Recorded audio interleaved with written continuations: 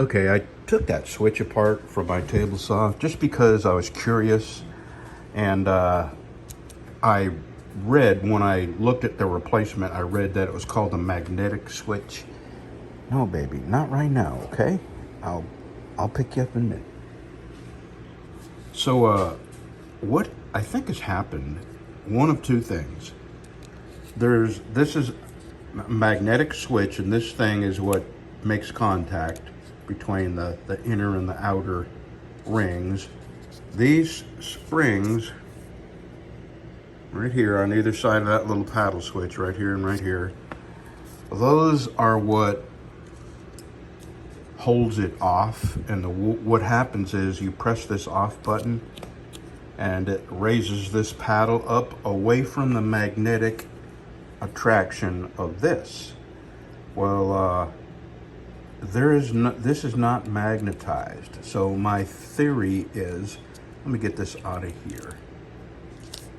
My theory is that this is probably not magnetized unless there's power coming to it, which, if that's the case, see, there's no magnetism here at all. What happens is when you push when you push the on button, it pushes this paddle down and makes contact between this and this. And it's a coil. I don't know if you're familiar with magnetism, but you can magnetize a bolt with electricity by wrapping a coil of wire around it. And when you shut the electricity off, the bolt loses its magnetism. Well, the same thing for these type of magnets. It's just a big coil that electricity goes around it and it magnetizes this. Well, if that's what I have here, then this thing is got a burned out wire somewhere in the coil down here. I only know this type of stuff because I was a very curious kid and I used to take stuff apart all the time. So there's no fix on this switch, not that I know of, unless I, take the windings off of this coil and find where there's a spot that's not connected. I'm almost positive that's what this is. It's that type of a magnet that requires some input of electricity. Anyway, I did not order the switch like I thought I was going to do because it's 30 bucks and I can buy a 4-prong switch. Now granted, if I just buy a 4-prong toggle switch, it's not going to have all the glorious emergency off stuff and the little lockout tab and stuff like that, but it will have an additional 20 bucks in my pocket that I didn't have to spend. I'm the only one here. My wife, she actually doesn't use that. She uses my miter saw, chop saw a lot, but she doesn't use the table saw because it scares her. So I may just go put a toggle switch on it, and I've got plenty of them. Well, that is exactly what this is. I get curiouser and curiouser.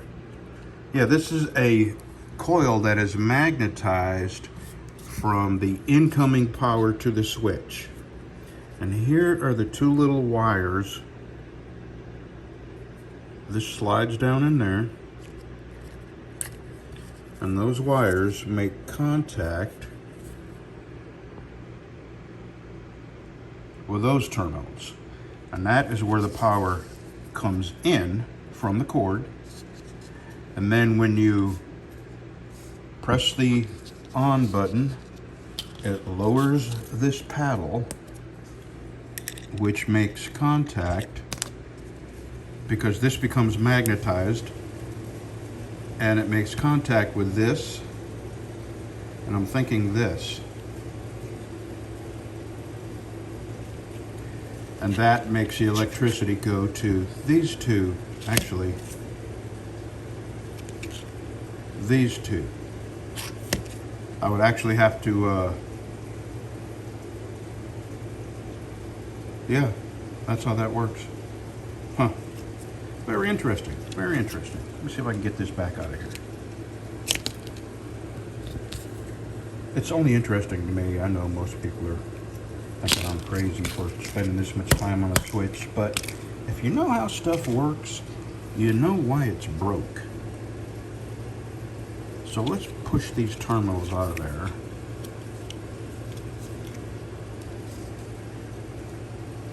Just a second, I'm gonna get them terminals out there. Okay, I now see why it wasn't working. It was not making contact. Well, I'll tell you what, I could put this thing right back together and make this work, and that is what I'm going to do. I want you to get a good, let me get this light down in here. You see all the schmutz there? It is preventing that from making contact.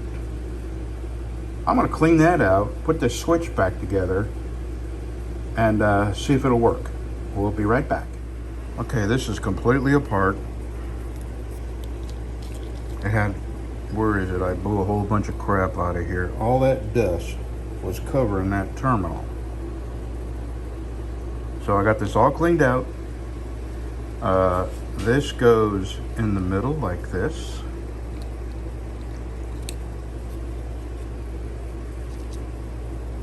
This goes, it's real hard to do with my left hand. I'm right-handed, but I have nasty fingernails on my right hand, and I try to keep them out of the picture, so screw it. You get to see my nasty fingernails. Okay, I'm gonna need both hands and my tongue out the side of my mouth, so here we go. I'll put it back together. All right, I am pretty confident that this is gonna work, so I'm putting it back together. I'm going to hook the wires back up, and before I screw it all together, I'm gonna try it, of course. And if it doesn't work, then it just doesn't work, and I will have a new switch on the way here. So let's, I'm gonna just put this back together because it'll be easier to do it here than out there, and we'll see you in a minute. All right, this is my temporary, I only needed to make one cut with this, so I hot wired it. It's not plugged in.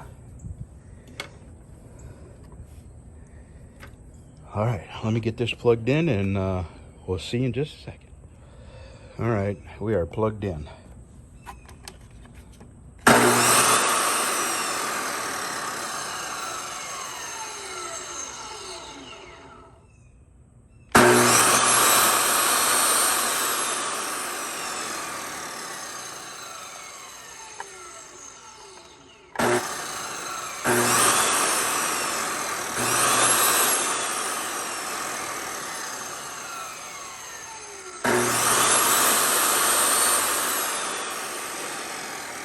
Well, as you can see,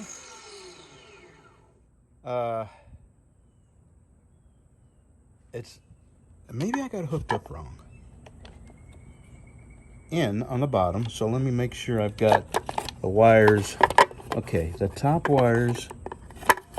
See, here's where the electricity comes in, right here. Comes out right here. Goes into the lower part of the box.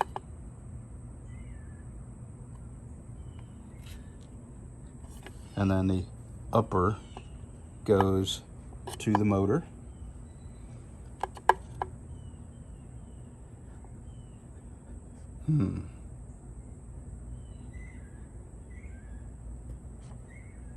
Do I have this hooked up wrong? I'm pretty sure I don't. But at least we made some progress.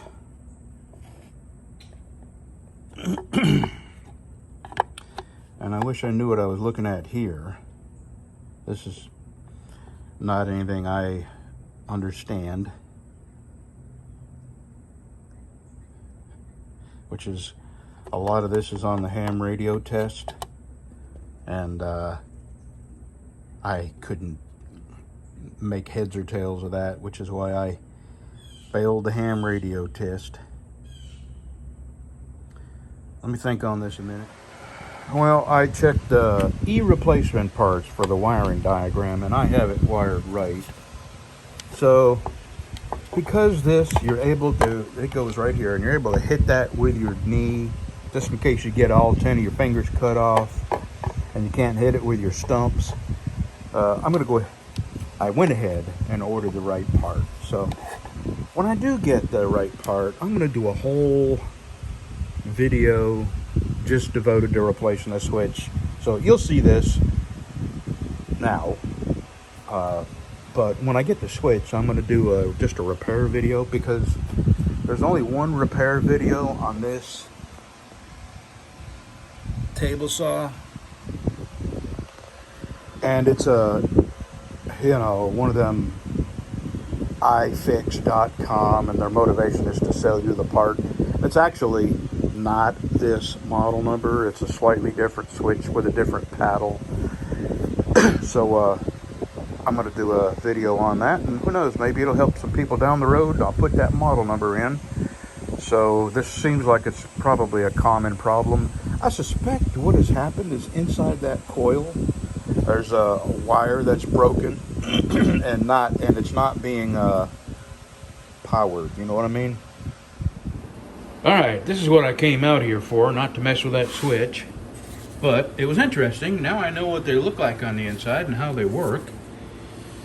Yeah, got this started. I'm going to take my die grinder and clean this up in here and put it on my router and get the corners knocked off, and then put it on my big 2x42 belt grinder with a coarse grit on there and go to shaping the handle, and then we sand by hand.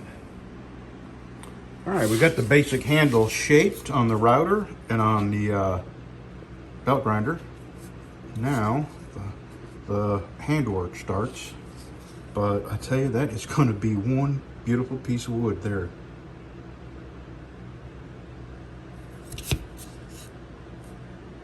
I was looking at the pins. On one side of the pin, it was one of the back pins. I had a punch through with the drill, and it left a mark, and I think right there in front of my fingernail. I think that may be it, but I think I've got that almost sanded out, and I will by the time it's over. So I'm good to go. All right, let's get the hand sanded. All right, let's give you, this is sanded up to 800.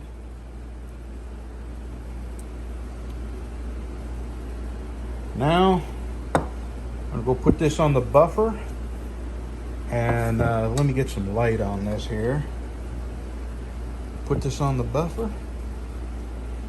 I'll pull the tape off, and I got to rebuff everything, and I'll show you what it looks like.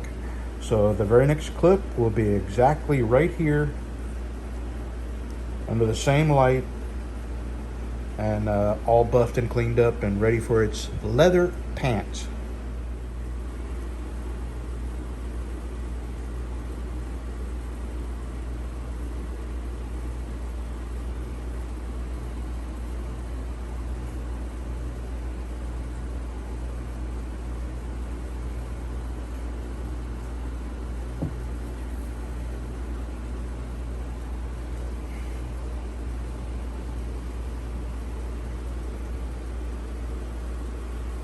Okay, now, just don't drop it.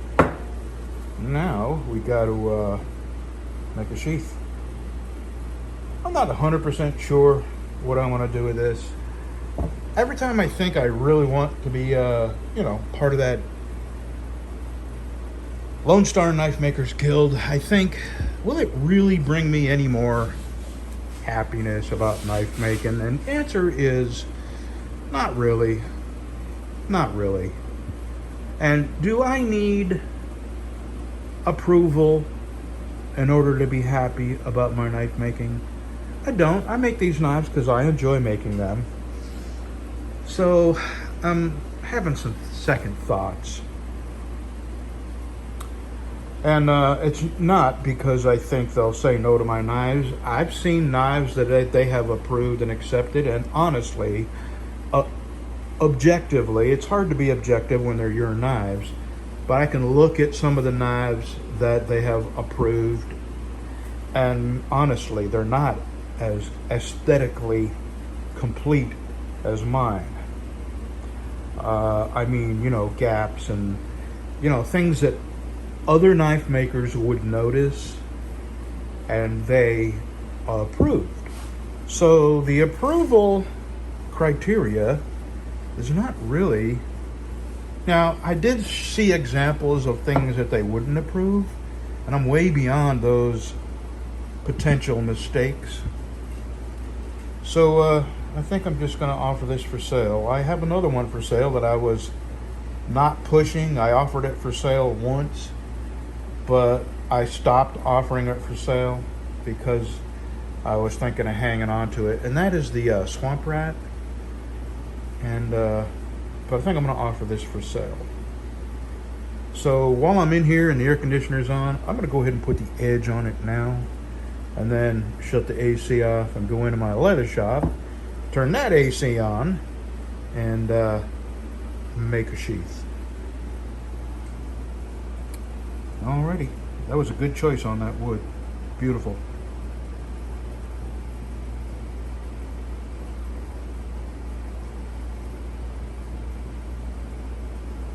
Alright, let's have a cup of coffee and get to sharpening. Alright, I told Jim, I think it's Jersey Jim, or anyway, Jim, he has a Lansky system, and he asked me if I could do a tutorial on how I sharpen, and I said I would. So I'm gonna, why can't I talk? Coffee, I need coffee. So Jim, I'm gonna stop this video. I'm just gonna do a separate video on how to sharpen with the Lansky sharpening system. This is the diamond stones here. This is the coarse. And that's what I start with. So I'm gonna stop this, I'm gonna get a cup of coffee, and then I'm gonna do a separate video on how to sharpen this. All right, I got the basic. That's wet, it's gonna dry. See how the edge is? It's gonna dry about that color. I'm gonna do a fade, and I've decided I'm not going to try to join the Lone Star Knife Makers Guild, and here's why. Number one, it wouldn't make me any happier making knives. Number two, it wouldn't make me any more money. I mean, I couldn't ask any more for my knives simply because I joined some group. And number three, there's no way to mention it without, you know, coming off as a braggart. And I really hate braggers. And I'm happy, I'm proud of the progress that I've made, but I don't want to sound like a bragger because I've joined some group. And so I'm just not going to I'm not going to. I really, in all honesty, I feel confident that my knives would be approved simply because I've seen some of the knives that they have approved, and the level of finish and looks that I've gotten to at this point in my knife making career is above the ones that they have approved in the past. So I feel confident that they would approve me. But I'm not going to pursue it anymore. I'm just going to be the happy knife maker that I am, and just continue on the way that I've always continued on, and that's trying to figure out a way to improve or to fix a mistake like this knife. This knife started as a mistake that I threw in the garbage, and I'm very happy with how I pulled it out of the garbage and tried something I've only done a couple of times, and that is a full grind. Now it's got smudges on it because I've been handling it. Son of a, good Lord, that could have cut my toe off. You wouldn't believe the finish I got on it. Oh. I mean the edge I got on it, it come out sharp. So yeah, I got to do a final polish on it and get all the cloudy fingerprints and stuff off of it. But so anyway, that's where I'm at. I'm not going to join. I'm going to sell the two knives, this knife and the knife I have on my desk at home. And yeah, I'm going to stop thinking about it. So I'm happy to make knives, and nothing changes whether I join or not. And I don't need somebody else to make me feel good about the knives that I'm making. I'm very happy with my progress. So what's the sense of doing it, you know? I've talked myself through this and out of it. Just like I talked myself into pulling this out of the garbage and making a nice knife out of it. So this will be for sale. I still have one for sale. And I'm fixing to have this sheath done and wet formed, and today is Friday. You'll see this Saturday morning. So by the time Monday or Tuesday rolls around, the sheath will all be dry and it'll be ready to go to its new owner if anybody wants it. I'm gonna ask $185 for it. I normally get a little more for my polished blades, but since this started life as a mistake, I'm gonna ask $185 for it. So, all right, there you go. I'll show you the sheath when it's done. Alrighty, this is nowhere near dry. That's why it's shiny. And this is actually brown, not black. So that's what we're gonna look like.